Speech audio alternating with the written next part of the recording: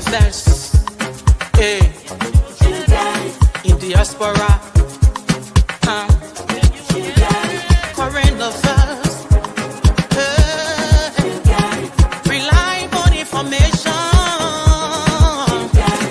History. Ooh, talking about culture. Yeah, politics, education, entertainment, business, sports, advertisement, articulation. Focus on Liberia. Focus on Liberia. Focus on Liberia. At Focus on Liberia, we discuss everything Liberia, from education to politics, arts and culture, entertainment, agriculture, history, religion, family, and technology. Focus on Liberia uncovers and showcases the best of Liberia and shows the world the truth about Liberia. We educate, elevate, and promote all things Liberia. We conduct interviews, panel discussions, debates, and more. Tune in to Focus on Liberia on Facebook and YouTube and be a part of the stories that make up the news. This is Focus on Liberia, and I am Dennis Jar. Hello, ladies and gentlemen, and welcome to Focus on Liberia on Kear Radio 95.9. My name is Dennis Jar, and we are broadcasting from Atlanta, Georgia, simultaneously from the nation's capital, Monrovia, where our man James T. Wakwe is angering. Welcome. Let me welcome James, who is joining us from Kear Radio right there in the nation's capital. Welcome, James. Thank you so kindly, and I'd like to say good evening to our listeners out there, both in Radio Land and online. And I'd like to say good evening also to our panelists on the show today. Thank you. Let me also welcome joining us from the nation's capital, the seat of governance, Jimmy Eastman, whose name is synonymous to diplomacy. Welcome, Jimmy.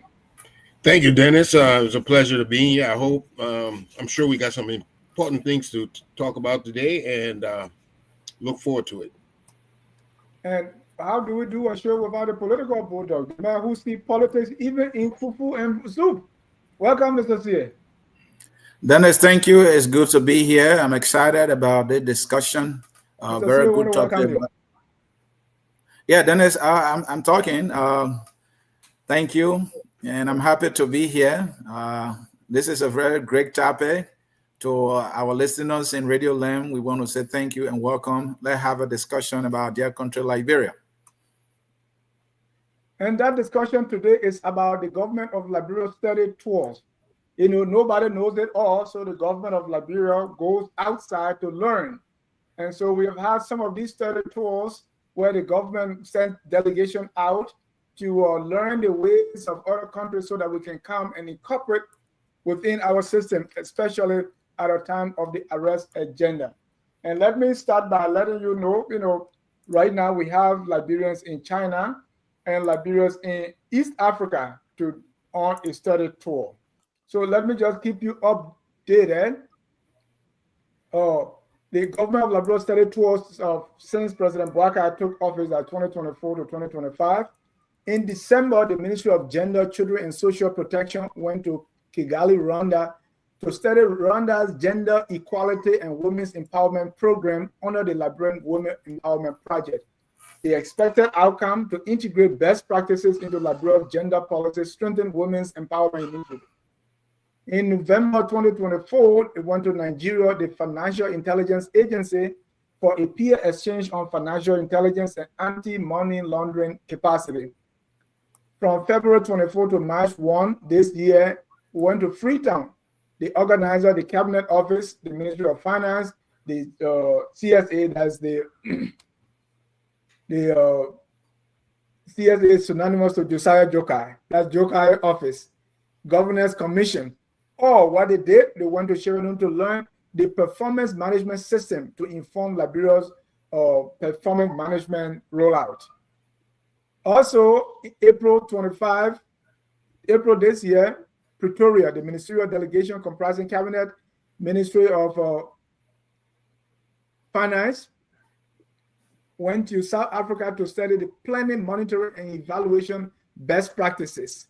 March 25, Nairobi, Kenya, Ministry of Finance also led a delegation to examine donor-funded project management and leveraging country system. Right now, from September 8 to 19, 2025, we are in Kigali. That's the finance ministry, the GREAT project implementation agency. And what we are there for to learn digital governance, e-government service delivery, and data governance models. Also in China, we have the Ministry of Education organized a study tour focusing on teacher training, STEM curriculum, digital learning, and the goal is to upgrade educational policy, modernize curriculum, expand teacher training, and exchange programs. All right, so that's just to name a few. Jimmy, and let me start with, when I say I'm talking about Jimmy Wakwe. James, have you heard about those study programs in Liberia, how people are talking about them? Yeah, so I heard about them, and the notable ones that I heard about was the one to Rwanda and Kenya. So those are the two ones that I'm very familiar with, and as always, these trips always, Liberians will always welcome these things. But the problem has been, or the current problem is, who is sponsoring these trips, and what are the outcomes? What benefit do they bring to the country in terms of when you do these studies and things? How does it shift, the governance system of our country? How does it impact the lives of Liberians? And these are questions people often ask, especially those from the opposition, and those are questions they often ask about the government spending money on these trips. And like I look at the chart there, one of the trips, we have 25 persons on that delegation, and to sponsor 25 persons, you know what it means: the accommodation, the feeding, and then other expenses that you may want to go while in another man's country. So one of the questions Liberians have always asked and is asking is that what benefit does the country stand to get from these trips? We understand the technical aspect of it. They will gain skills advancement, maybe improve laws and things. But beyond that, what Liberians hope to see, because you go for these trips, come back and still do the same old thing. Like in 2013, there was a study on this child education or something, right? Done on the matter of certificate administration. That trip, right? How has it impacted the child education or early childhood education in Liberia? How has it impacted, or what has changed since that time up to this time? So, right, so these are questions Liberia, and hearing me, I want to know, because after these trips, the government has to come up to let Liberian people know, or through the actions and the initiative taken, the Liberian people have to know what are some of these benefits that they are getting, what is the shift in the governance system of our country. But in the absence of that, it will just be like the normal thing that we've been doing: go out, carry huge delegation to travels and things, tours, study tours, and come back with nothing. And trust me, I'm not saying that it's wrong. It's not wrong. Like all other Liberians, as I said, they welcome it, and it's something very good for our country. But if we go for these tours and come back, and then we still behave the same, our governance system, corruption, everything's still the same, then there's no need for us to just be traveling, spending the taxpayer money. Thank you. And before I bring you in, Jimmy and Anthony, I just want to go back because, as James said, these trips they're not new. So let's go back. Under President Weah, what the trip looked like. I was looking for information. I did not find much. So here is what I have. In 2017, this was inbound from Nigeria. They came to Liberia. Nigerian Institute for Security Studies paid a study visit in Liberia for a 1-week visit, executive legislative relations and related governance security topics. 2029, it was mixed. We have Liberian ministries engaging regionally. We talk, you visit me, I visit you. We talk about some bilateral exchanges. So several ministries, press notices, and news items from, because that's what we check, showed those kind of active engagement, the Chinese delegations and all that. The only one that we saw was outbound was the National Election Commission went to Ghana, a small delegation to Ghana to study Ghana's electoral biometric system ahead of the local preparations, reported in Front Page Africa 2021. This is an example of an outbound, trip. So most of these things, there's not enough information on them. So Jimmy, we're going to take these trips, specifically one at a time. But generally, what you make of these study tours? You are muted, sir. Okay, so you're coming to me now. Okay, Yes, Dennis. sir. Now, the intention of these trips may be okay, but like everything else in this world, we have to measure the effectiveness of what we do. That is key, because if you can't measure it, then you can't know if you're doing better or not. So the first thing to do is, after you define your goal, what do you want to achieve, then you look at your alternatives, these study programs. Then you have to look at, is it better to suitcase it into the country, or is it better to send a whole delegation out?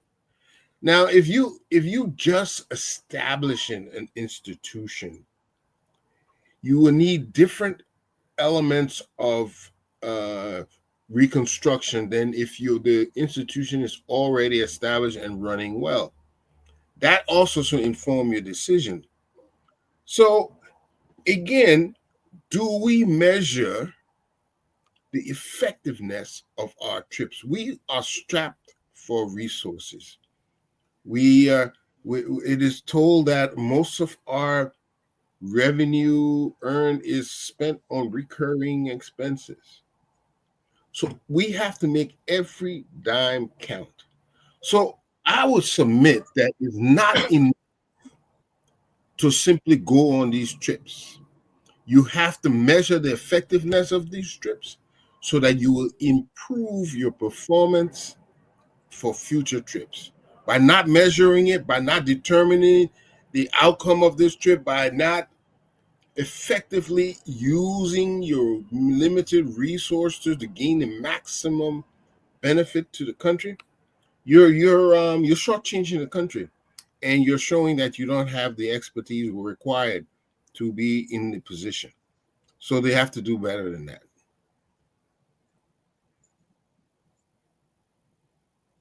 Mr. C, on a general level, what's your impression? I don't know to how long you've been following these study tours, but of recent, I mean, we are on tour right now. So overall, what's your impression about these study trips, study tours?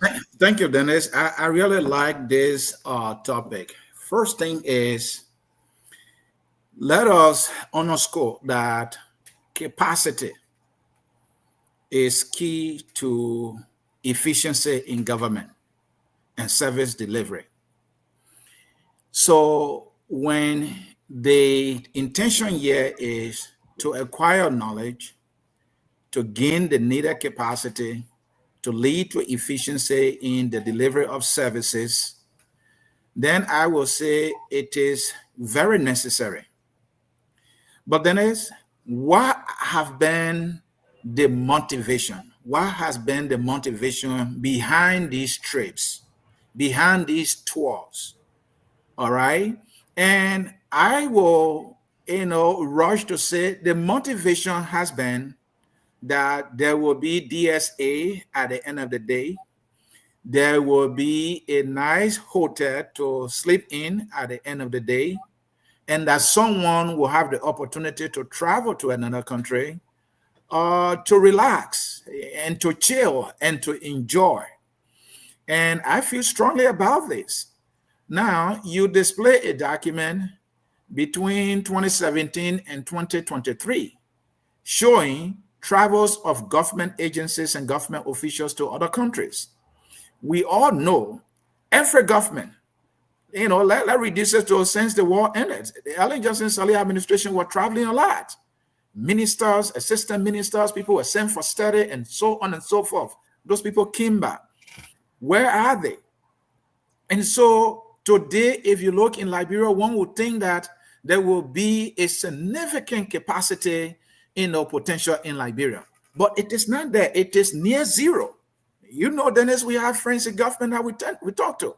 And I'm always in Liberia. The capacity when it comes to people going to work and doing what they're supposed to do. Something as easy as issuing a passport, issuing a birth certificate, all right, obtaining a license to operate. These things are taking weeks. These things are taking months. Why? Because of the lack of capacity. Now, one of the other things is acquiring technical knowledge. Why will you send 25% outside of the country? Jane spoke to this. There's one instance where 25 persons were sent to go to a foreign country, air ticket, all right, DSA, hotel. You're talking about huge amount of money, and these people have returned. I guarantee you, go to whatever ministry and agency represented, capacity is at near zero. So what did we achieve from the investment that we've made in the individuals?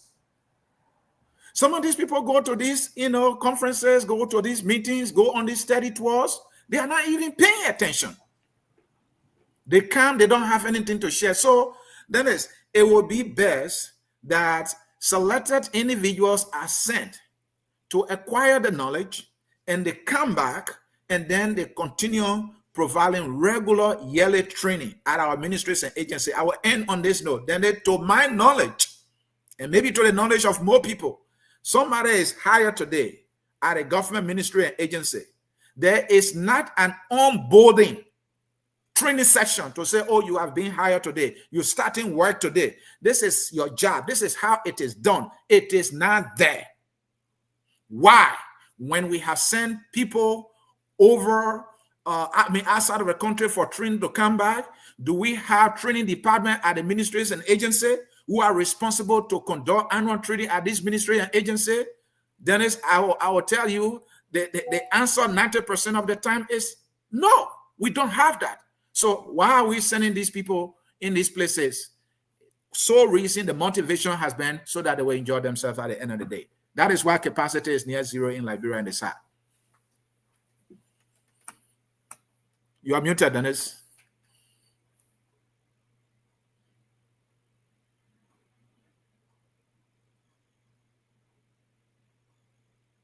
Dennis, you are okay. Good. I want to bring out just one, right? Yeah. The PM and sometimes I have to call, but let me read it. February 28, 2025, a high-level inter-ministerial delegation led by the Director General of the Cabinet of Liberia, Honorable Nathaniel Kwabo, is in Sierra Leone for 1 week study tour aimed at gaining insights into the country's performance management system.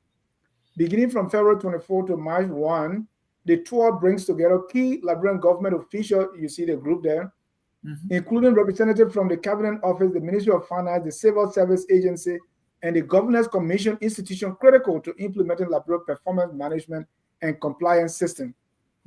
The visit follows the launch of Liberia's PMCS by President Boakai, reinforcing the government's commitment to accountability, transparency, and service delivery. And I come back to you, Jimmy. This is just one example. So the performance monitoring, right, that was launched. And you've been close to government that I do. I know you work in LAC, right? So if the president launched something, we want to monitor people's performance so we can grade them, we can fire, hire, promote, and do things based on their performance, hold them accountable. And we are saying, we really don't know what to do yet. We launch it today. The next day we go to Sierra Leone to see what they are doing. Normally, before you even implement something, before you implement a policy, you do your study, you do your groundworks, their literature review, all kinds of things. You study the landscape. Are you telling me, and I don't know what you've been in this country working for a long time, and even LAC when you were there, Is it typical that you will learn something and then go somewhere to learn to see how to do it so that you can do your own? That is not the right way to do it, and I will tell you why. When you're establishing something, you want to make it tailored for your environment, for the people who will be using the system, for the system that will, the government or the entity that will use the system. So, in other words, you have to make a case study of your current situation, and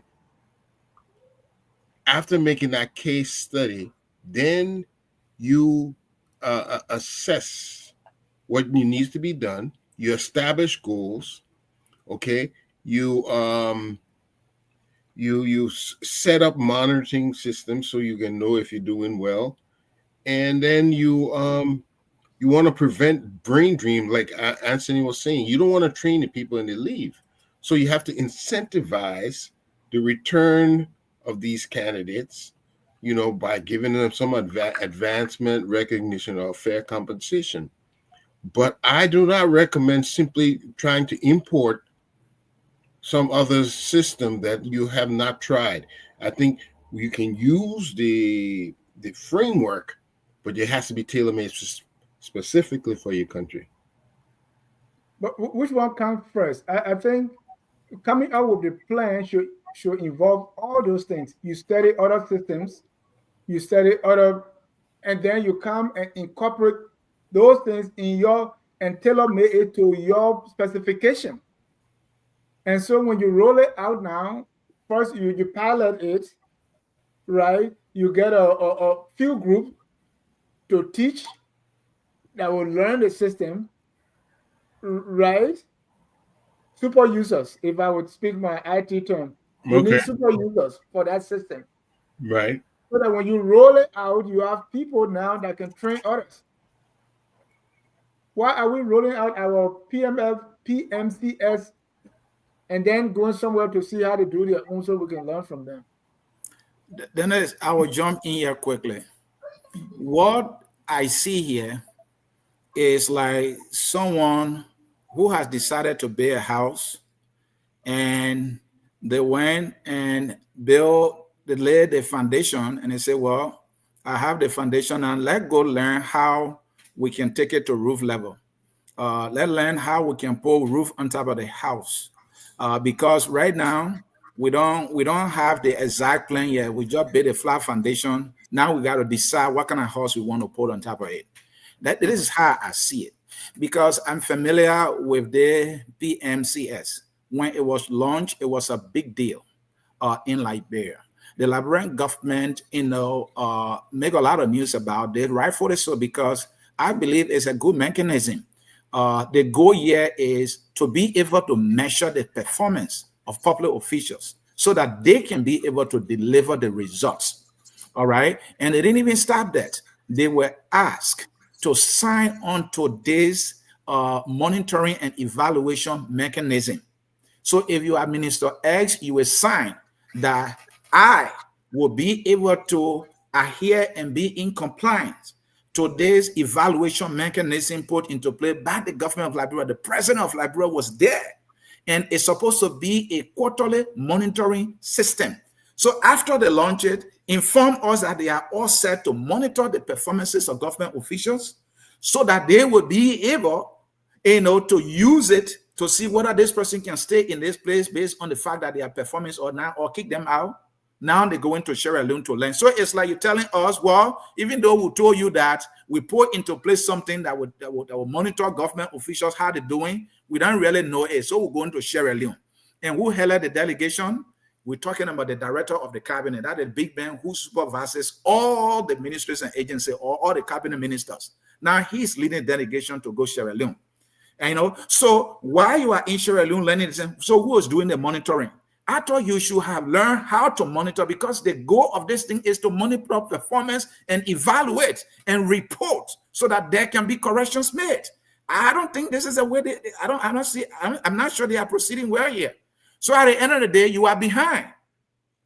So the first 2 quarters have passed. I've not heard about any report.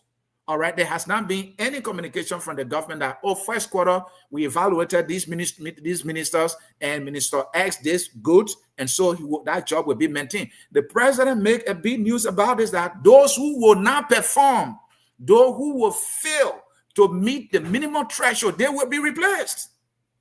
So I was all for this, but I see here that this is just business as usual, and it's unfortunate, Dennis. Dennis, stop muting yourself. James, I know you are there on the ground. You follow these things. So we have performance monitoring, to monitor even where you work.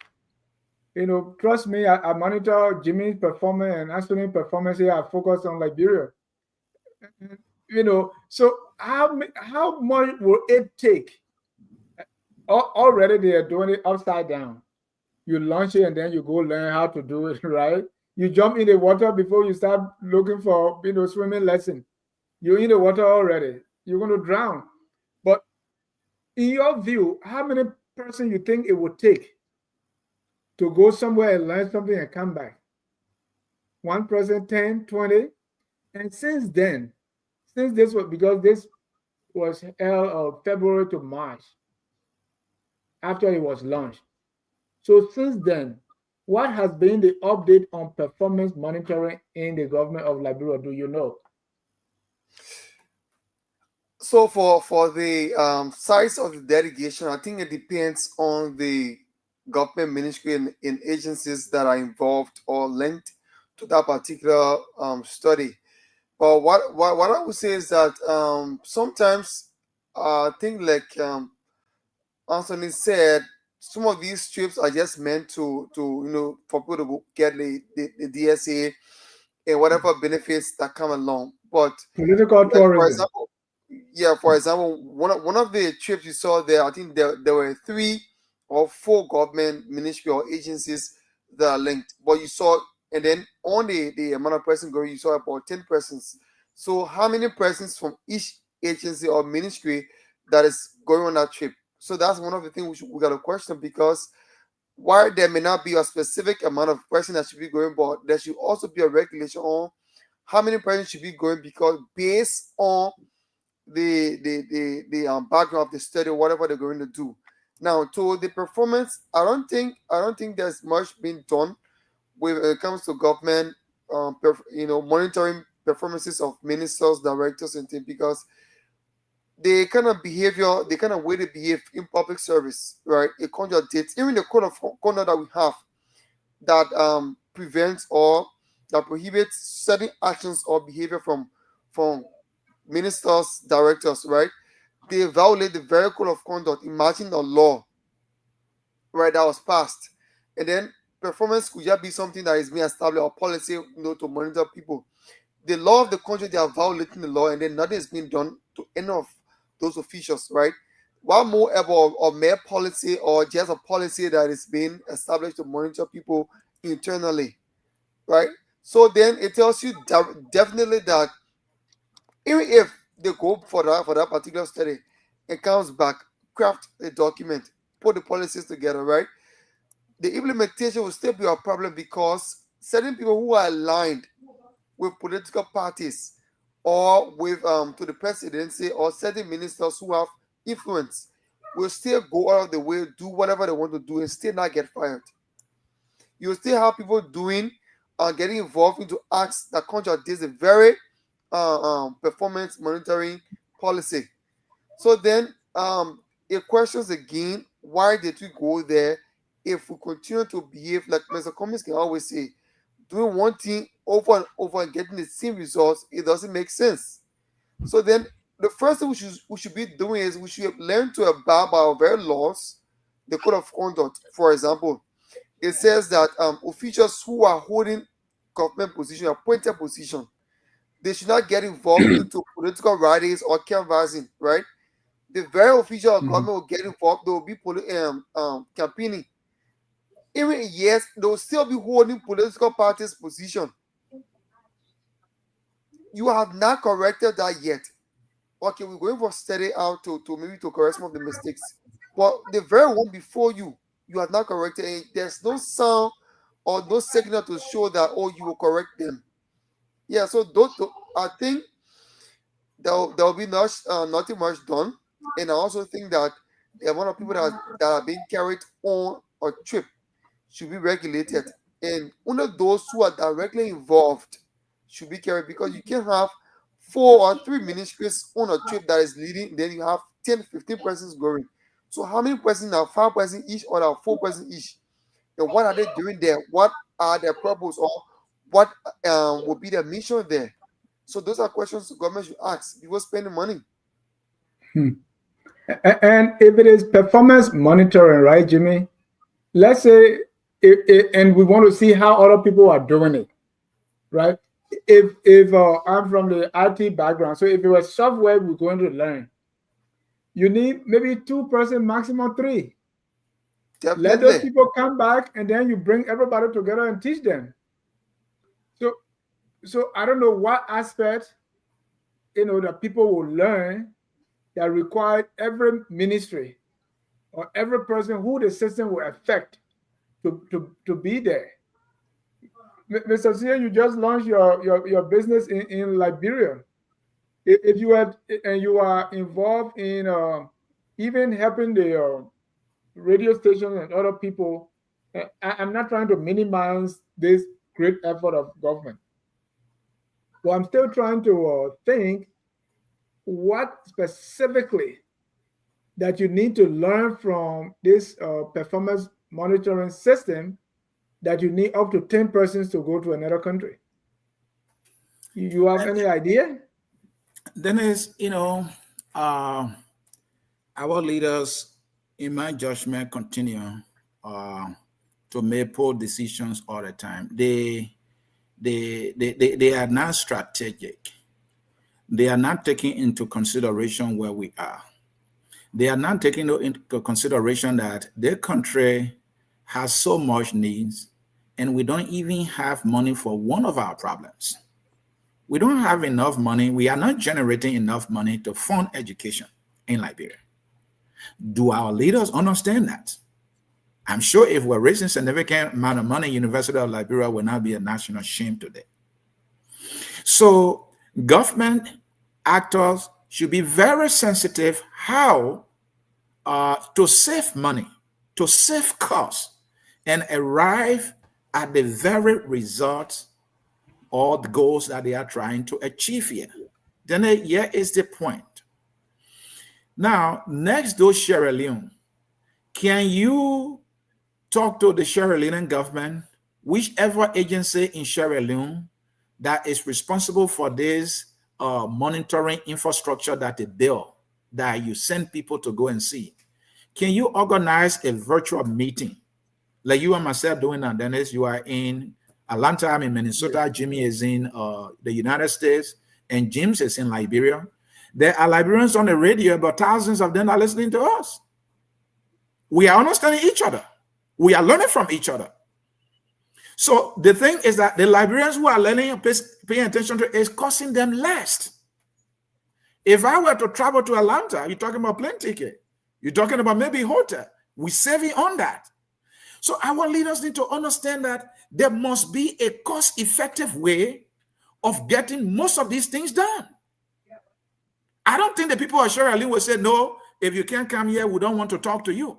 I don't think the people of Rwanda will say, no, if you can't send delegation here for us to see them physically, we will not have audience with you. I'm not sure people in Japan will say, well, if you don't send your president or your ministers here, we don't want to have a conversation. No, because you will save so much more money that you can direct in other places, but at the same time, achieve the same capacity that you need, and you can transfer that capacity to the people that need it to bring about efficiency. Because if the thing is, James, let me close on the point James raised, and it is a very significant point here. Look, let's look at what we have that we are not even abiding by. The Code of Conduct Law of Liberia is one of the beautiful pieces of policy, I'll call it policy, that we have in our country. It says when you are appointed, before you take office, declare your asset. Our president failed to declare his asset. He danced in violation for so many months. And then The people he appointed, they follow him. They were all dancing in violation. Could you imagine the president was able to suspend over 435 government officials for failure to declare asset? How is that anything difficult? So Dennis, look at this. Somebody cannot declare their asset. You're talking about monitoring and evaluation to be able to track their performance, whether they're going to work on time, whether if they are processing birth certificate, for example, how long is it taking for them to process a single birth certificate? How long does it take the minister or whoever responsible to do the signature? Is say a stamp signature that somebody will stamp, or they have to wait for that minister or director to come? When I was trying to acquire my birth certificate in Liberia, I was online for the longest. One single person have to sign all the birth certificates. No more stamp. than 1 or 2 hours to get that. More than 1 or 2 hours. I mean, sometimes it goes up to 3 hours. I'm a witness to that. Okay, so Dennis, to gain how to deliver an efficient service like providing birth certificate, do you have to send a whole lot of people to Sierra Leone, for example, to do that? I don't think so. The idea of learning from others is brilliant, but how you do it to save costs and how you transfer the knowledge to other people so as to sustain the capacity is another thing that is extremely lacking. If only our people would be sensitive to it, because there's somebody in Negro Town right now who, as we speak, does not have access to a better bed at Redemption Hospital. But now you're sending 25-man delegation to China. The airfare alone will cost you over 250,000 United States dollars, including other things. And you come back. What did you achieve? You could use that money to solve the issue at Redemption Hospital. All right, you solve a problem, but you could have a Zoom meeting and get that same capacity or that training, or with the people in Japan. So our leaders have to find cost-effective way. They've been trying to raise the budget to 1 billion now, being over going to 10 years now. Our government has not been able to do it. How is that difficult? You can use technology to achieve that. But this is why we know, Dennis, if you put into play a mechanism where people will pay government taxes through, say, mobile money, where the money goes into a government consolidated account with nobody touching the money, they will not want to do so. I understand at the IRA they're doing something like that, but why it has to take this long? I listened to a young person in Minnesota here. He didn't know I was around. He didn't know I was a troublemaker. And he was reminiscing about how Ellen Johnson Sirleaf government has sent him here for study, and he finished the study. He doesn't want to go back because his friends that went back, they didn't have place for them, so they would just go in the place that they made all of them consultant. They appear no seat for them. In fact, they just sign, they go to a Thai shop and they're drinking Thai and they are sinking. We are doing a disservice to our country. We Liberians must be patriotic enough and find cost-effective ways of providing the capacity needs so that service delivery in government will be efficient. Too many people waiting for services too long, and that is unfortunate. And Jimmy, this will have to do with the goal. What is it that you are trying to accomplish, right? Because maybe we're jumping the gun. Maybe that's what we're talking about is not what they want. Because based on what is it that you're trying to accomplish, and then you find, the way we were trained to do things is, hey, you have a problem. You analyze the problem and see what the root cause is. What is the problem that we are trying to address? If you identify the problem, then you say, okay, let's find 3 different ways to solve this same problem. You find 3 ways to solve it. Of the 3 ways, which of them will be fast, which of them will be effective, which of them will be cost effective, will cost more money, which of them will give maximum result. So if you do that analysis, then you come up with one. And it is that one that you implement, right? Yeah, that depends on your goal. Yeah. Maybe we don't understand what is it that the government wants to accomplish here. It's very keen that they establish the goal, especially when you don't have a lot of resources. You can't say, oh, we thought we needed this. No, but we need this. But then there's something important here. Foreign-based training should be used to seed training centers, reducing future dependency on sending people abroad. In other words, you train the trainer. Let that person come, and then they can train other people. We're not building on our actions, our things that we put in place. We're not building. Every successive generation supposed to be building towards something, but we always starting from scratch. We're not building up, and we need to have a different way of thinking. We can't just start at zero all the time. When are we going to be able to, that people will come to us for training? You remember the medical school here where we had the M. Gloti Medical School? People used to come from all around Africa to go to that school. Today, where are we? We are. I believe the personnel has changed, and there's been a gap between the time over the course of the war and all the very many things that happened.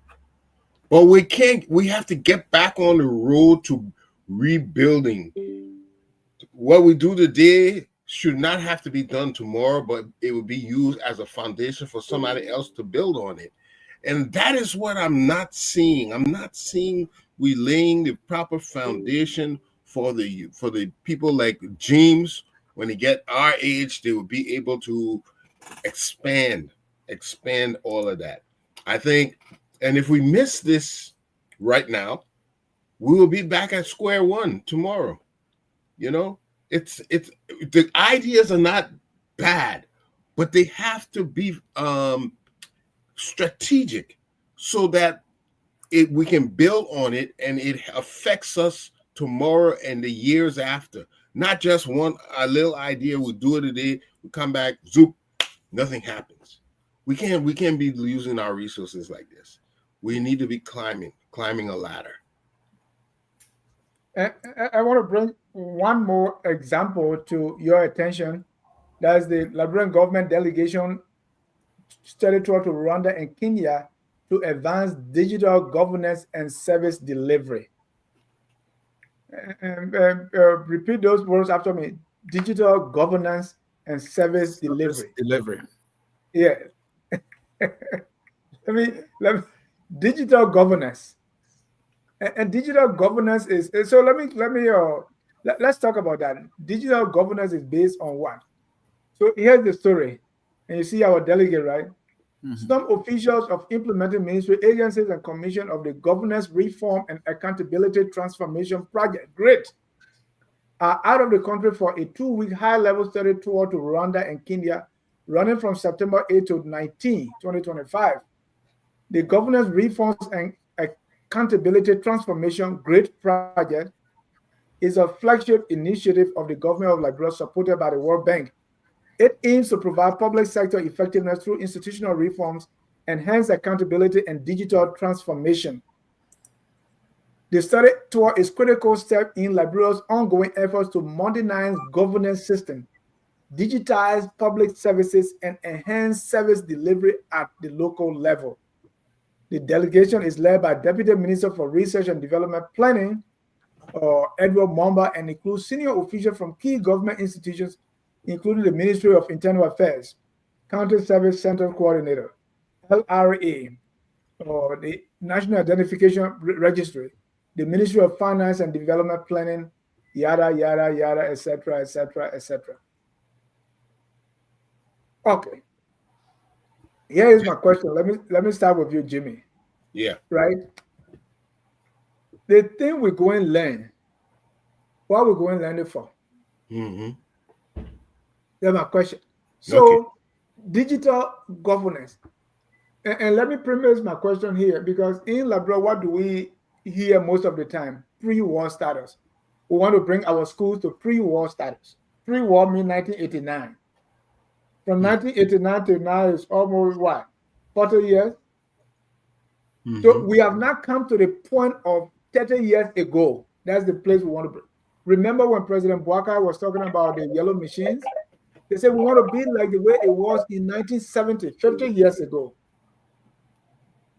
Carroll High, Moreover College, St. Teresa Convent, D2, Todma High, they are not to the stage they were 35 years ago. So we want to bring them there. Mm-hmm. In this process now, we want to go to Rwanda and learn what the people are doing or 2025, do you think we even have, do you think that's the problem we are facing now? Very good. Only certain things can be what they call it leapfrog. When you jump over a whole lot of different technology and go into the new technology called leapfrog, and that will only work in certain industries. There are some fundamental things that we have to put in place first, and this is why we missed the boat, Dennis. The fundamental things that we have to put in place, we're not doing that, but we're going for this training, this whole digital transformation. Okay, what is it for our audience, back home who never hear what they call digital governance? We're trying to make it so that everything can be used with computer. If you want to check your bill, you can check it with computer. If you want to check how many people leave in the country, you can check it with computer. Everything is on the computer. We build a database that any kind of information you want, you can just go on the computer and they give it to you straight. You don't have to drive down to the foreign finance ministry or to commerce ministry. So we want a digital government. We want to be able to have the government have a focus on line that we can address issues from a computer, from a digital point. So this, what they have to do here before they go on that kind of trip, they establish it. They establish the foundations of what they want to do. There's so much things to collect, information to collect before you put the government on a digital platform.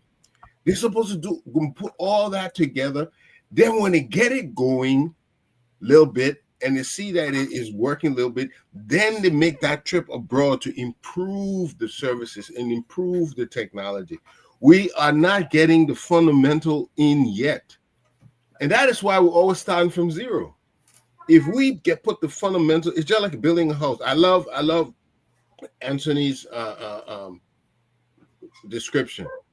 You want to build a house, then you say we will put a foundation down, then we'll go find out what kind of roof or what kind of house we want. No. You can't do that. Your foundation has to match where you want to put on top of it. So what you have to do, you have to first establish that what kind of house you want to build. And you build a foundation to that house before going and trying to add stuff that doesn't belong. I think we're doing this thing backwards each and every time, Dennis, and that's why we're not going nowhere. Thank you.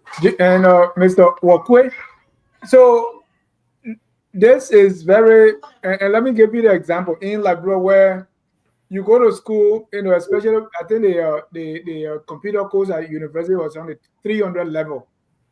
So you learn all that, computer, you memorize what is a mouse, what is a keyboard. And when you come home, there's no computer there.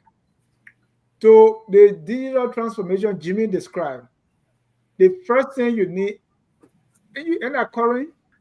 Yeah. We don't have current. The second thing you need is internet. We don't have internet. So when you go and set all the advanced technology, we want to click a button and zap. And we talk, but you don't even have the electricity to plug it in. So it's like going to learn computer, or Peter Bala Plomo went to Monrovia and he saw the people plugging, to heat your water, you plug it in the wall and put it in the place there. So he bought the heater and went to the village. All he knew, they plugging the heater in the wall. So he went to a wall that they dug, the thatched house, and plugged the heater in. And everybody gathered around the bucket to see whether you're going to get hot. Maybe that's what we may end up doing. Because if we learn the technology, we learn everything, but we can't, then there is no electricity. Then what's the point, Jimmy? That's the fundamental thing I'm talking about. We're not putting those things in place, but we want to go and say we bringing a different thing. We have to put those things in place first, and I don't understand why we're not. So is it? I think Wonder, our counselor Wonder said, this is just what do you call just some kind of facade. We're just pretending to do something, but we're not actually doing something. You know, we're not really building. We're just pretending to build and getting paid, and then the next and the people think we're doing something. Behold, we're not doing anything. So James, what are some of the basic things? And let me give you an example. Basic thing we could start with our digital transformation, right? Yesterday we had a show where we had dual currency. If you go to the Kobo shop, then they say pay in US, as if they're ordering the potato leaf, the cassava leaf, like they ordering it from Europe. Number two, Anthony always stressed this thing: if we are collecting our bills and the thing you have to pay for government, if we're doing it through mobile money, that means nobody touching that money. So it means it will go straight. You don't have to. You take pay today, it goes into your mobile wallet. You want to pay for your passport, you want to pay anything, you do it. So you don't have, so we are cutting. Why not do those little things first towards the digital transformation? Yeah, and I agree with you that these are small but important things that need to be done or completed before we go to maybe the bigger ones like the digital process that you're talking about. But the current, right? Electricity is very important to that, like you were saying, and also the facilities, the equipment that you will need for those such study if you come back. But what I want to believe is that I want to believe strongly that the government is putting in measures, right, to help to maybe get some of these things ready until after the study, because I don't want to believe that they will go for the study, come back, and then have to wait another 10, 15 years before they bring the facility or before they address some of the common issues that they have to address. So I want to believe that as the study is going on, they are looking at ways, to get these things ready, that as soon as the group comes back, they can just roll them out and start to get the system installed or ready for people to use. But the mobile money, the issue of mobile money in US dollars, I think is one of the important things that we have to look at. Also of the digital service the story that they went for, I believe that other countries are driving towards a cashless society, where if you go to the restaurant, you go to Kobo shop, you go to the store, you buy, you don't have to pay money from a wallet or from your pocket. All you need to do is just ask for the person number or whatever card they have, you just pay. But that is a very big problem, because even the internet connectivity is a problem. If you go to any part of Liberia, any part of Monrovia, you do not have correct. The network connectivity is very poor. So these things, I'm sure, I want to believe that they have them into consideration. Perhaps they are exploring ways too as well, so that as soon as the team comes back, then they can start to roll these things out. But if they will wait for the team to come back from Rwanda or whatever country they have gone to, and then after that, wait for another 10, 15 years before they start to address the issues, then there's no need for us to go for study. There's no need for international partners to just waste the money on us, because if we will go for study and then we cannot utilize the knowledge or the experience we have gotten, then it becomes a problem, or it becomes bad on the government part. So I want to believe that they are working out mechanisms to have these things addressed in the soonest possible time, so that at least after the team shall have arrived back to Liberia, they can start to roll them out and have the system functioning for everybody.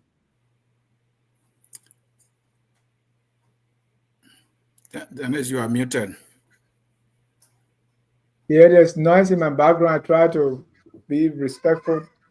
Okay, that's why I put the chart on the screen when we were discussing this, right? Because like they want to, the South Africa that since April.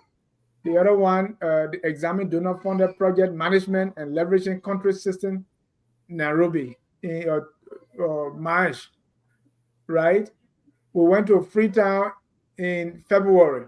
So by this time, we should see the impact.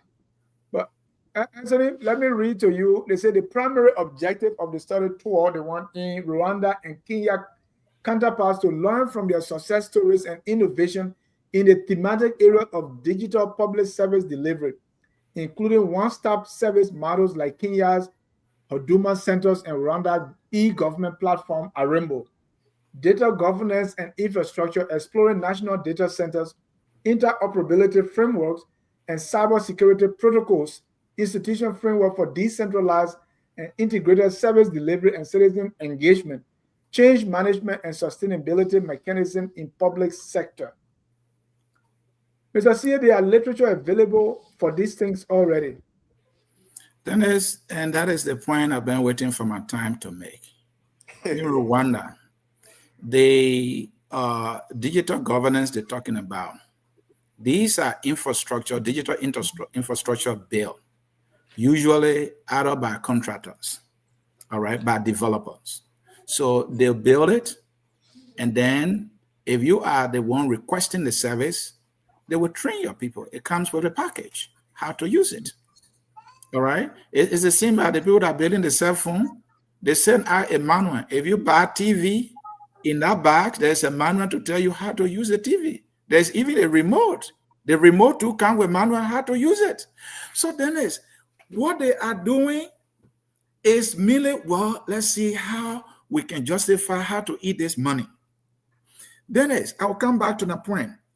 Now, there's a report out there that in 24 months, our government spent pretty close to, or is to spend pretty close to $8 million Liberian dollars, United States dollars on travel. Yeah.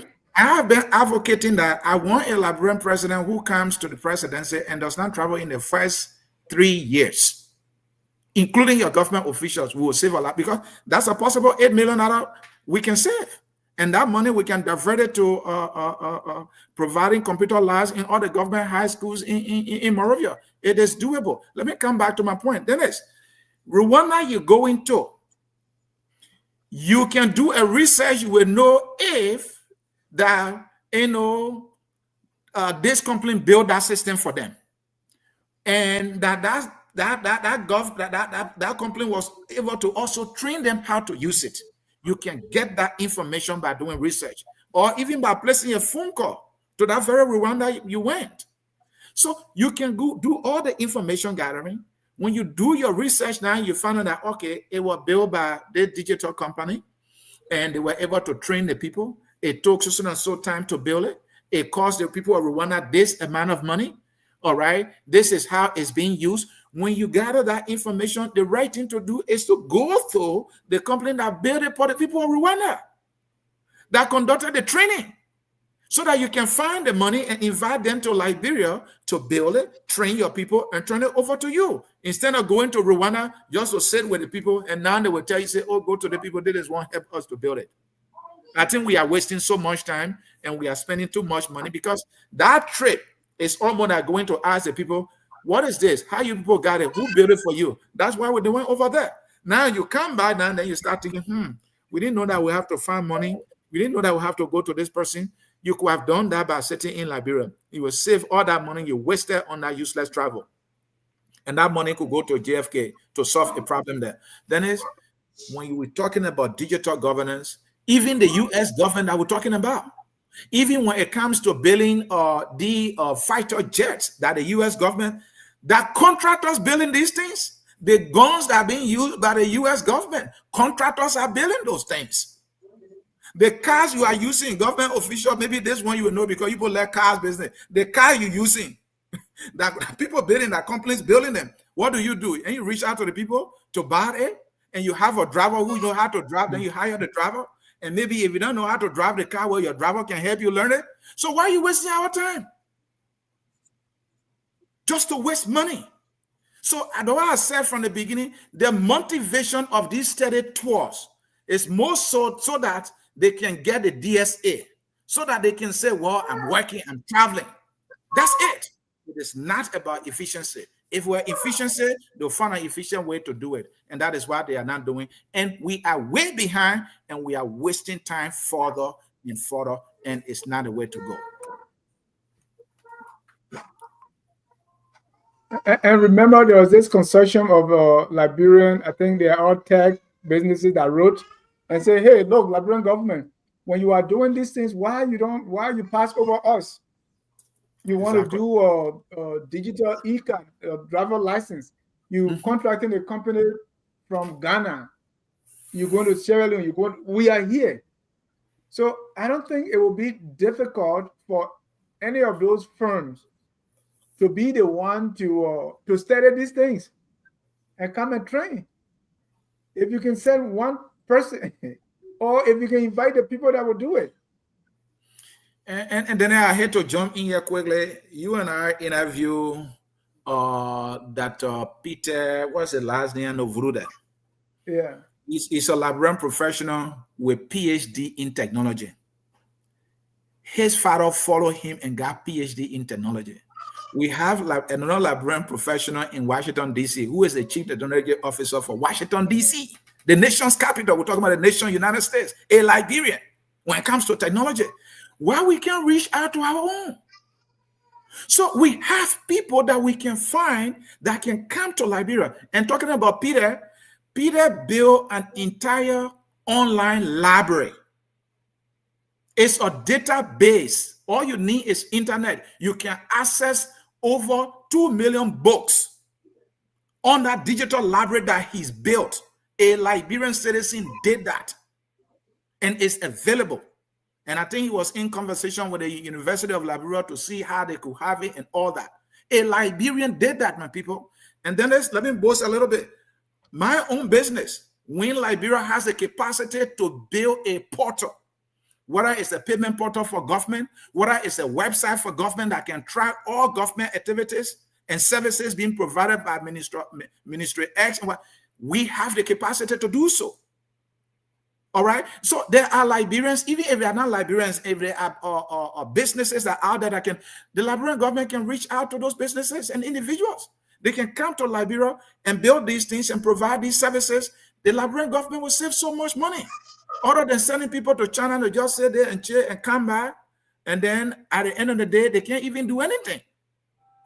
All right. So the last point I make is that, you're talking about building digital infrastructure, digital governance. You have to go to the fundamental first of all. How many computers do you have? How have we addressed the issue of electricity significantly? If you look at the provision of electricity in Liberia, it is about 10%.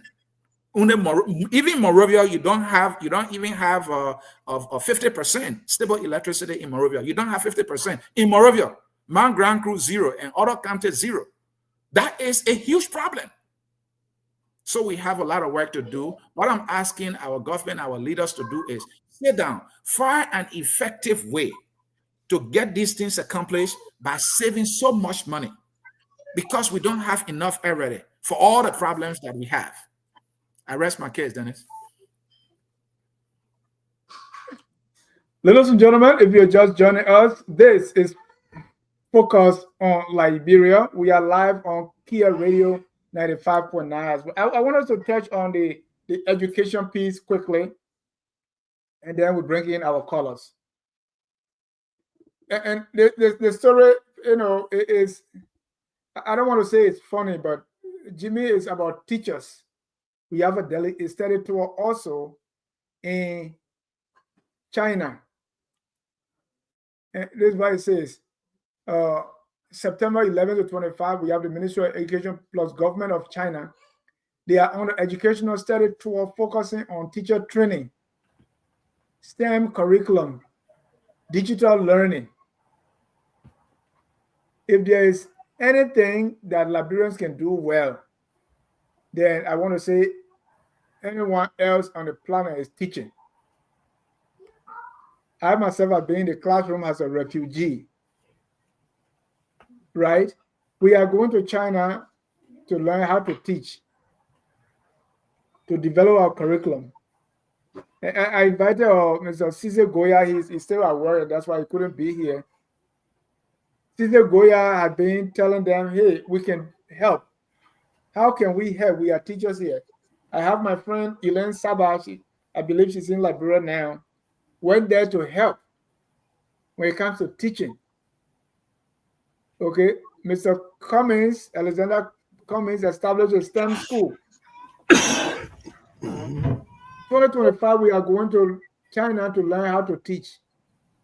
Jimmy, is this real or am I dreaming? Again, you hit it on the nail when you said, have we established what we really need? It's just like this. You're hungry, so somebody say, oh, I get some Chinese food here. You can eat it. So but that not Chinese food you want to eat. You have to make sure that what is being offered to you is in line with your strategy, your goals, and your policies. And if it's not, then that's not the way to go. The educational system in China is very rigid. It's geared towards STEM. They're producing engineers right and left, but they still go to the United States for advanced studies. So why did they pick China? Is it because China offered? Is it because it was cheap? What was the reason for picking China? And that is what we have to examine. Is it just another begging that because we're getting it free is okay? I'd rather people go to Sierra Leone, because Sierra Leone has a very fundamental things. Those people who used to go to Fulabe and places like that, those students used to come back. They were very sound students. You know, I told our president, His Excellency Joseph Boakai, can attest to that. He speaks beautiful English. So why go to China? I think we're not analyzing. We're not going deeper into our analytics to do what is really necessary. Instead, they say bigger ain't got choice, and that's how we're behaving. You know. And Jimmy, to your point, because there is this geopolitics, right? China is playing politics with us because China wants something. China wants to erase the notion that that the West has painted of China. They are communists. You can get on cell phone. You can do this. You can do that in China. China wants to open up. China knows very well that we have these minerals that they are after, and so they are now throwing us some goodies. Oh, you want to come to China and do this? You want to come to China and learn this? And we are swallowing the bait. In exchange of what? 2-week tour in China. You want to Chinese? I think even their curriculum. During President Ellen Johnson's lifetime, at least they had. They say, okay, we will do the bridge education. Most of us opposed it, but that's something they wanted to do. Okay, what really is the Boakai government strategy? What is the education policy that they're trying to pursue here? What is the problem our educational system is facing now? Yes, we can leap from it's a digital technology. My friend Banyan Wakoko was in Joazon, in Pinetown area there in Joazon, Sino County, and nobody in the classroom. Student teachers all are in the Sapo National Park trying to find something to eat to earn a living. How does the trip to China address the issues that they are facing? Right now in my hometown, which I say that's the center of education in Liberia, Anthony would disagree because he thinks Southtown is everything. They have a computer lab, but nobody's there now. There's no incentives of going to school for them anymore. How do you address these things by sending this delegation to China? We all watched the University of Liberia. It raining in the classroom. How do we address this by going to China with this digital learning? Now, we used to be on the that in the pool at the university, you will set the computer. When you put computer somewhere, they hit the generate. That place got to be cool. James, what problem you go around in Monrovia? There are kids in the street selling. They are not in school. We talk about the people living in the graveyard. They're not in school. Even the people graduated from high school and colleges now, they cannot even, their subject verb can't even agree. I watched Ivan Whistle and he will say Buccaneer and Tabula Raza. All that stuff we're doing now. What is the problem we are facing when it comes to education, and how does this trip to China address that? I think there may be there may be a need for structural reforms in our curriculum, and maybe that's why they are going there. Like you saw, the STEM curriculum, to revise the STEM curriculum to ensure that we produce, or we are nurturing more scientists, or more chemists, people who are into biological fuels and things. But there are fundamentals problem if you go to China, and then with all of the knowledge you gain, you acquire, and then come back to Liberia, but you do not have people to teach these courses or subjects, then it's another thing. One of the problems I see is that we do not have it's not that we do not have the teachers. The teachers are here, but the government is not paying the teachers according to their qualification, and those who are volunteering rather, they are not even on payroll yet. So that is a problem to us. Well, you mentioned about the issue of no teachers in the classroom in one county.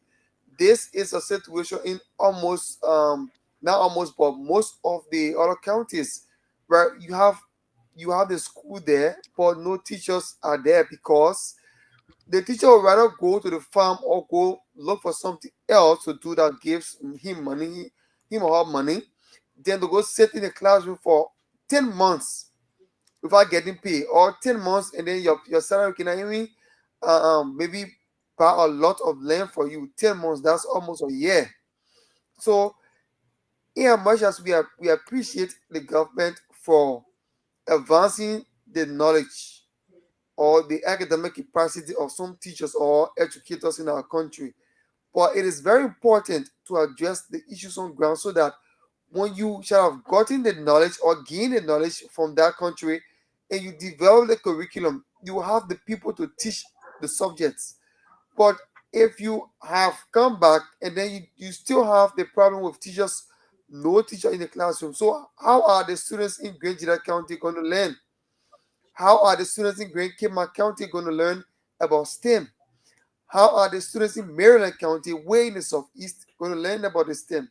So unless you have the teachers the teachers being fairly treated financially, you are still going to be revolving around in a cycle.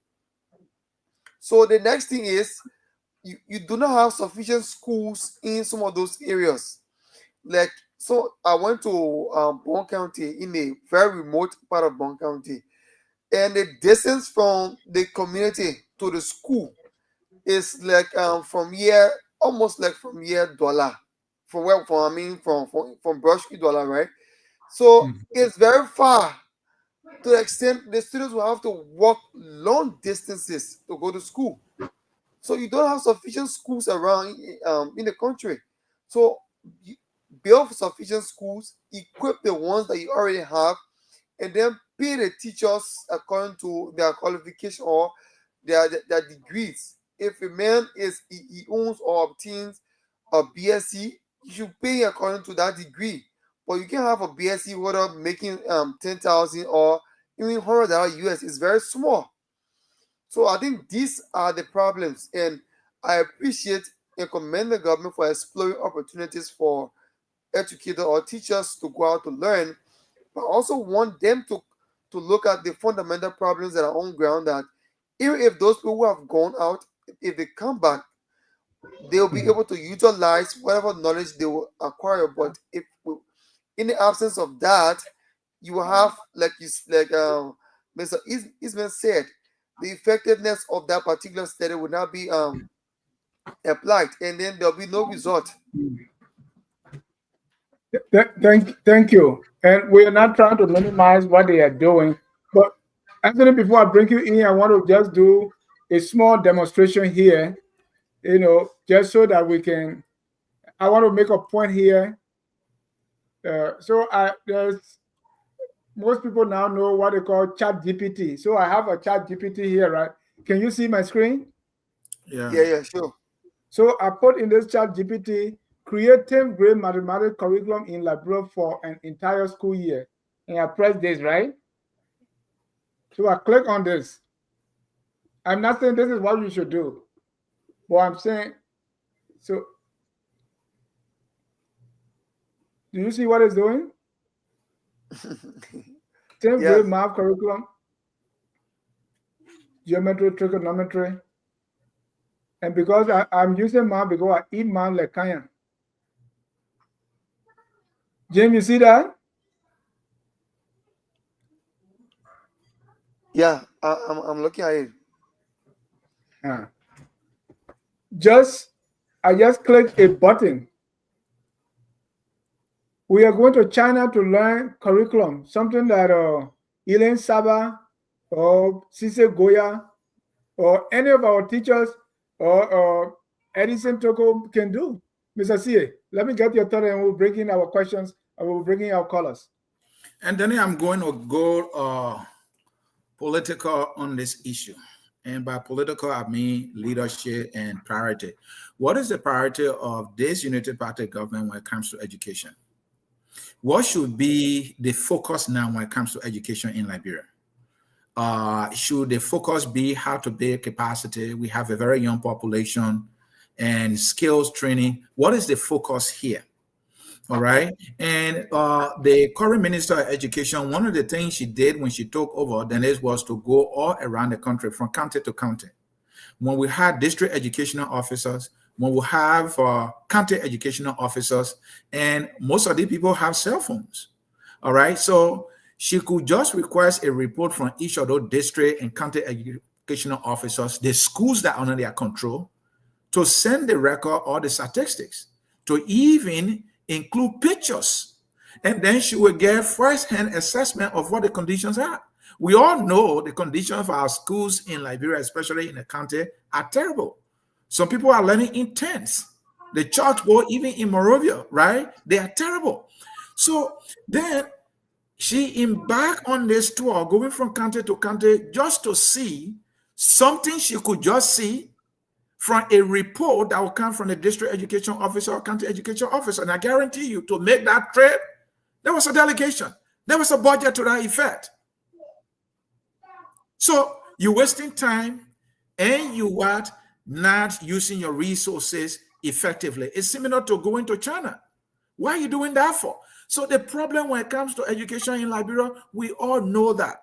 The issue, teacher training, all right, the issue of priority, these are the things that the government need to focus on. So I really don't understand what the priority of the government is when it comes to education. Look at the University of Liberia. It's a shame. Look at government schools in Morovia. Shame. And so I don't know. Other than, well, let's put small money here and there for education. That's it. But I don't see any transformative agenda of this government when it comes to education. The last time there's a school now, I think, that the government is constructing. The entire government went there to be part of, showing all a building that's being constructed.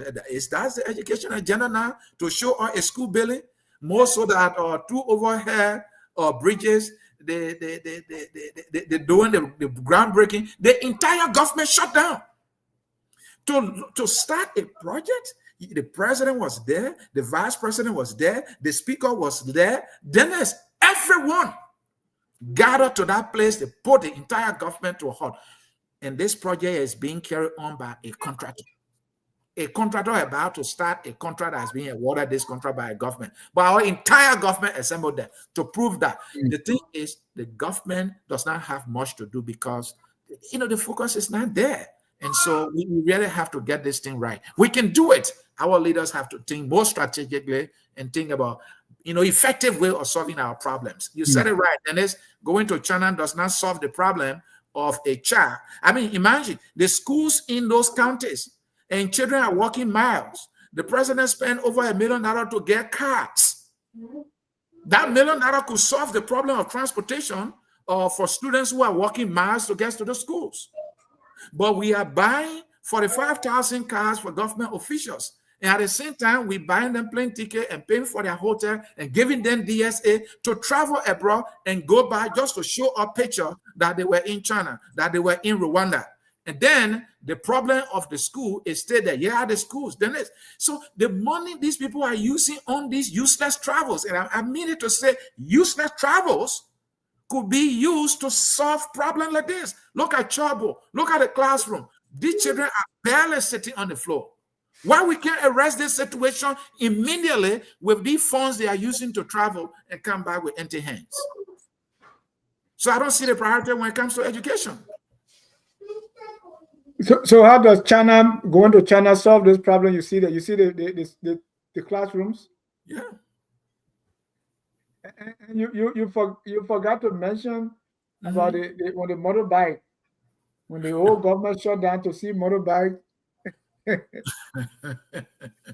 Yeah, the motorcycle for the presidential motorcade, right? I mean, Yeah. people went to see that. I mean, come on, man. Our people need to do better, man. And if you want to join the conversation, the number is on the screen, 605-313-6004. The code is 791-403#.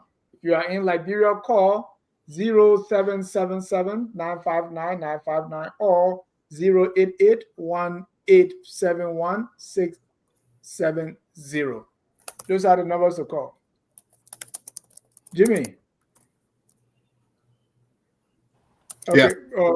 James, go ahead and announce our numbers there in Monrovia. Okay, so the numbers are 0777959 0777959 0881871-670 0777959 0777959 0881871-670 are the numbers to call.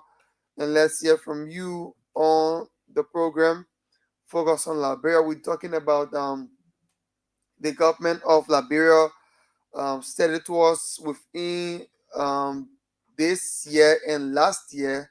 We have had several tours or government officials leaving Liberia to go to other countries to study some policy review or governance structure. So we are discussing it. Let's hear from you. 077759959 0881959 0881871-670 are the numbers to call. Let's hear from you.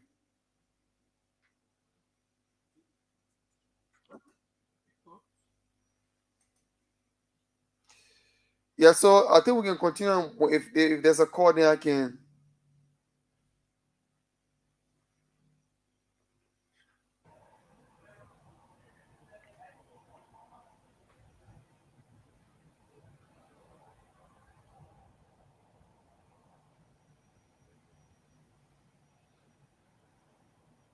All right. We have one caller on the line. Caller, your name and where you calling from. Hello? Hello, your name and where you calling from. Hi, Dennis. This is Dukle here. I'm calling in from Winnipeg. Go ahead, Mr. Dukle. Yeah, I've been following the program. I just have 3 comments here to make. Look, this study tour is just another example to tell us that the taxpayers' money, the government doesn't care. Hello? Yes, sir. Uh-huh. Go ahead. This is Dukle. Can you hear me, Dennis? Yes, go ahead. Yeah, I was saying that I've been following the program.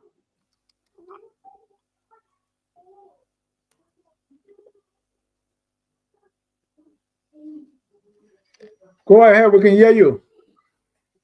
Yeah, so, I was just asking myself, what is the purpose of our embassies in those countries that they are visiting? Countries like Sierra Leone, we have a full embassy staff there. And the embassy staff there, they are local. They are locally based in Freetown. They can do what the delegation is trying to do in Freetown. So, going to China, what are we going to do in China? look, there are a lot of help available for us around the continent. You know, we can go to other countries who have had successful educational systems, and we can learn from that. It doesn't have to require us, you know, putting delegations together to go and study other people. Our embassies in those countries can actually do this for the government. I mean, what is the use of having our embassies in those countries anyway? So it's just another exercise of, you know, trying to, you know, steal money from the national coffers. Because I don't think what they are doing is going to yield the intended outcome. You know, so I mean, I don't know. It's just very disheartening to see how much careless these people are with the taxpayers' dollars. They always find they're always in search of avenues where to spend the government money. I mean, since when are we sending people to Freetown, a country that gained independence in 1960, and we're almost going to 200 years old? When are we? I mean, look, let's get real. This Unity Party government is not trying to improve lives for the Liberian people. They are in it for themselves and only for themselves. I mean, it's very disheartening to see these things happening, even in 2025. Look, there are countries on the continent who have had successful educational systems. We can learn from them.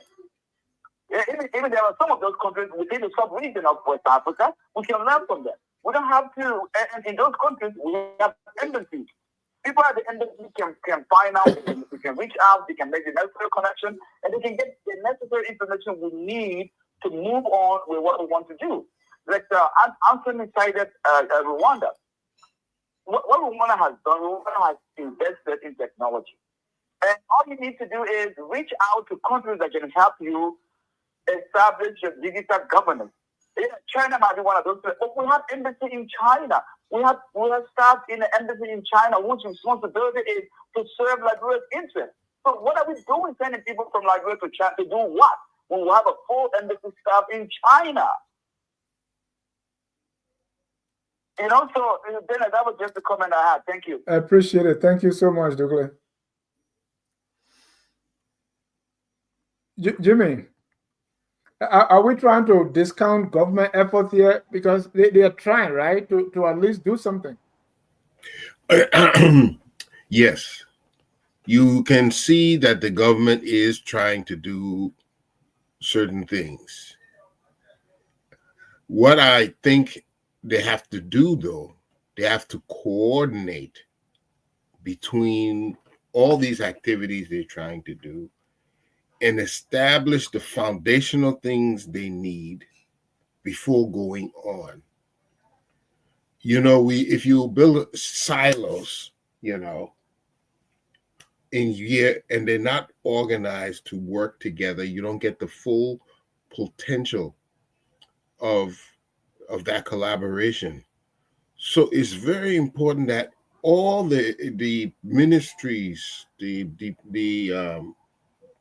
commissioner offices, everything has to be working in consonance. We need a general plan. We need a national plan on national goals, so everybody knows what they're working toward, and that is fundamental. You know, and if after this administration, the next administration can take the same plans, because they were formulated by all of us. We all got together, hung head, and said, these are the things that we have to do foundationally to get Liberia on the road. So when we finish this, then we can go to the next level. And we'll all embrace it. But I don't know why that is not being put forth, you know, so that we will embrace it. For instance, this diaspora thing they're trying to do, I think it's a great idea, but we're going to have to come up with a playbook. I think they're going to be asking the diaspora what things do they recommend, or what things did they suggest, and we in the diaspora have to be ready with a thought out plan, maybe 5 bullet things that they could chase, and how they can implement those things. And then we'll be prepared to make our contribution. But it's one thing to come up with an idea, but it's you want to coordinate the ideas and then show how it will be implemented. So I think where the administration is trying, but they got to try harder because we're very far behind. So when you're playing catch up, you have to work twice as hard. And Jimmy, it's important you brought that up. And James, let me know if you have callers coming anytime. It's important you brought that up, right? Because it's like when a government comes to power, we're not saying you should have everything. Mm-hmm. But our assumption is you already have a plan how you should go about doing things. Now, I understand the diaspora conference you referenced. The government is trying to come in to ask us, what you want me to do for you. Right. Right? Yeah. Meanwhile, we have had these diaspora conferences since probably 2003 or so. Since then, we've been having it. Besides, we've been making suggestions. You have more diaspora outlets or media platforms than any other. And every day we are kind of saying these things. What is the plan that the government is having first before trying to solicit, advice? It's like when you are coming to power, you want to drive your agenda. You want to inculcate all these ideas from other people. But again, just like Anthony said before, it's like you reach the house of, you build a foundation now. Now you're trying to figure out, what your house plan would be, how many floors, how many rooms. But the foundation is already there. Exactly. That's what happens when you don't plan properly. But what is I think what is even the biggest harm, we do not continue. Okay, like look for instance, Ducor Palace Hotel. Why is Ducor Palace Hotel looking the way it is now? Why has it been neglected?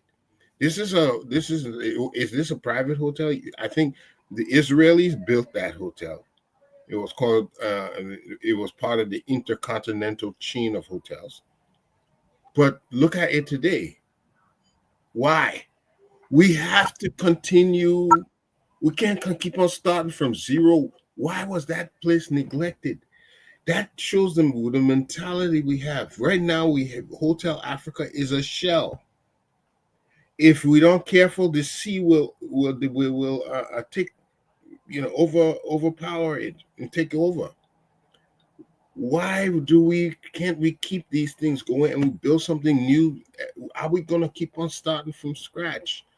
I want to see all the things that His Excellency Joseph Boakai will put in place. I want to see it continue. I don't want to see that after this administration, then we start something new again. That's not going to be progress. We can't keep starting from zero. We have to build upon the accomplishments of our forefathers, our previous administration, build upon that, and then do new, not neglect what was done and try to start something new. It makes totally no sense why we allow institutions. I remember Hotel Africa. If somebody wanted to get Hotel Africa, if I may, but it is again some selfish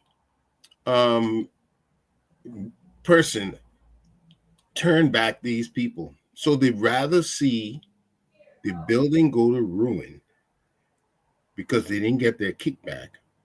That building there could have been a viable hotel in Liberia today. We can't do business like this. This is not a progressive mindset. And if we have people like that sitting in the offices, and there have been reports like this, but we don't do anything about it. If we have people like that forcing companies, investors to give them a kickback before they allow, that should be an act of treason because you have kept the country back because of your selfish interests. I would love to see that kind of thing put in law. I mean, and that's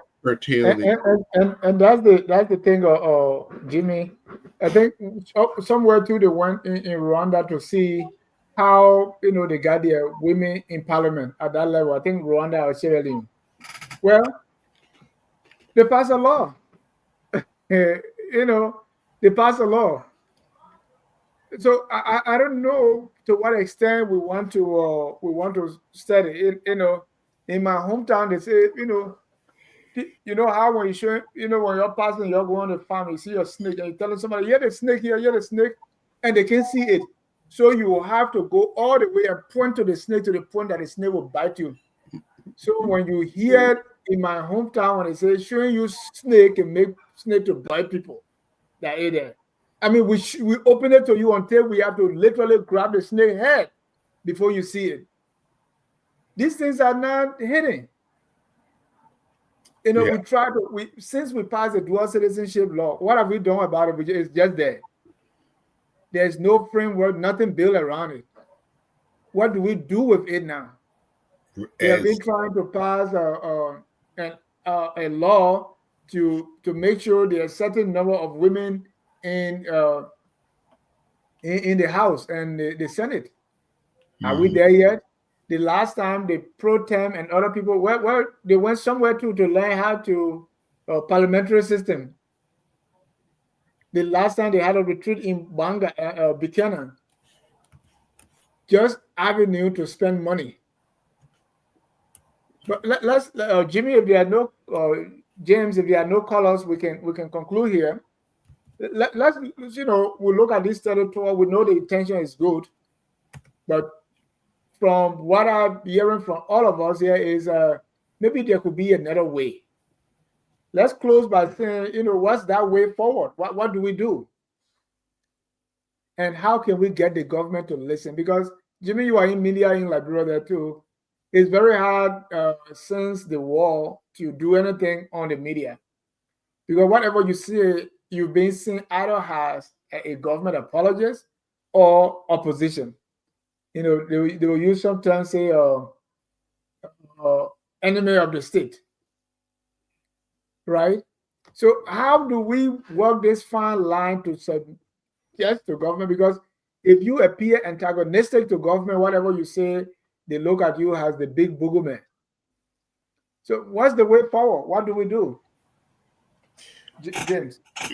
I think one of the ways the government can succeed is to be a media friendly government, and that is, it is not everyone who talks or who criticizes the government is against the government. So I think they are aware of that. That's why we have a democracy, and that's why the media is independent. And there are people who are against the government. That is for fact. But a government that wants to succeed will always listen to these radio stations and media institutions to hear what the people are saying, what are the latest in the news, so that, look, if there's no water, for example, in Plibo City, and then the media carries that, the government can be able to make intervention in Plibo City.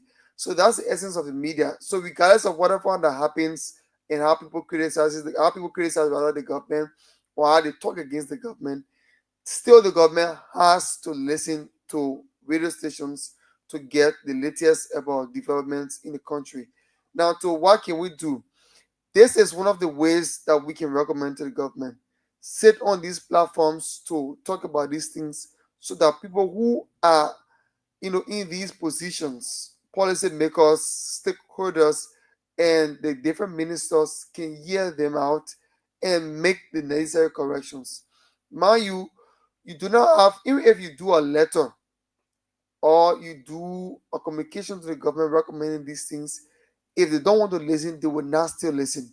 And one of the best ways to do it, I think, is to flag these issues on the media, always bringing the facts. And that's why I like the platform, right? We do not just talk about these things, but we bring out the documents to show that these things were done this time, and these are the ways you can do it.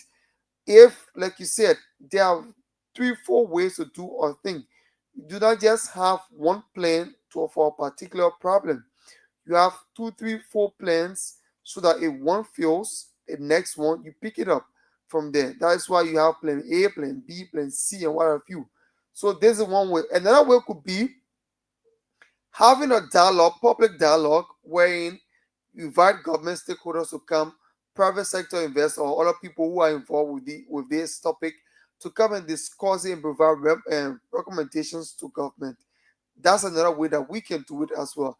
And another thing could be the citizens themselves taking actions against the government by petitioning the government, maybe through a demonstration, through protest, or just a peaceful march or assembly, letting the government know that, look, we agree that you are trying your best, but we believe that these measures are the best way to do it.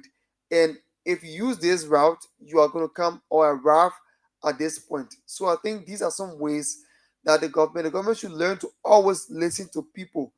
If you want to succeed, even as a leader, as an individual, as a Liberian, if you want to succeed in life, always learn to listen to people, their advices, and at least sit down, reflect on them, and weigh the two sides, and then make an informed decision on how to go about getting things done. In the absence of that, we will continue to be in the same cycle, just moving around and doing nothing, but just getting the big kickbacks or the pay, the money, and then at the end of the day, after 6 years, our country remain the same state where people are still hungry. We need reforms, corruption on increase, road connectivity, and you name the rest of the things. Thank you. Jimmy.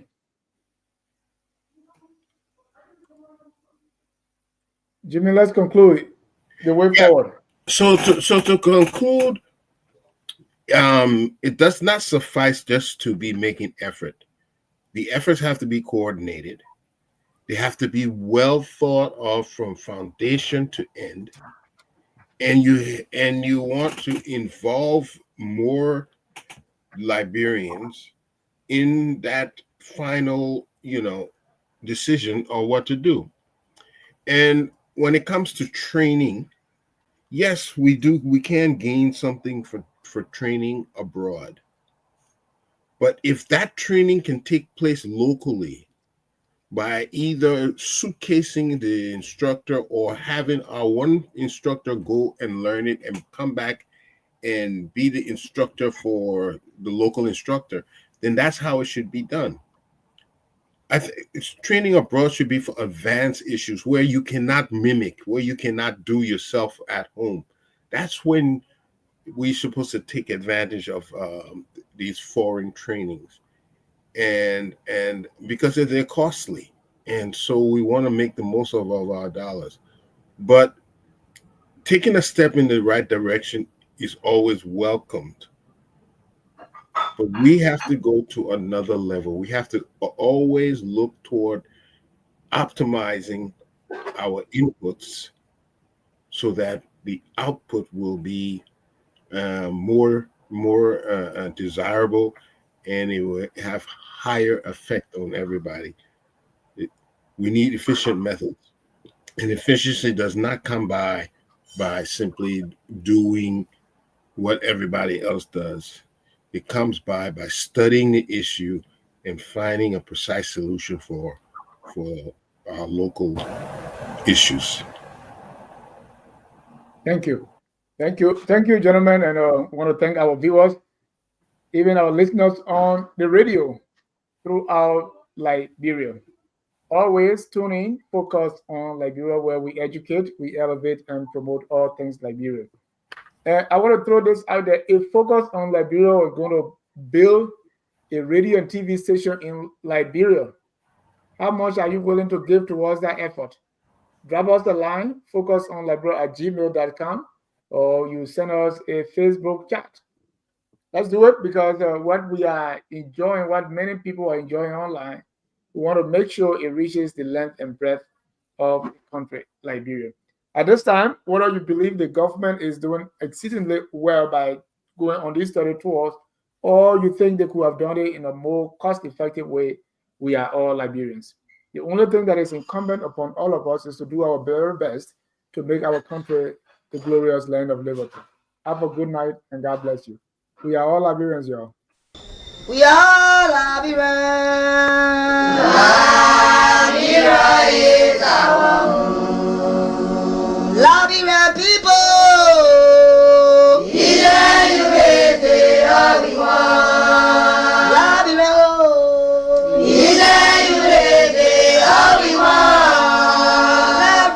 Liberia.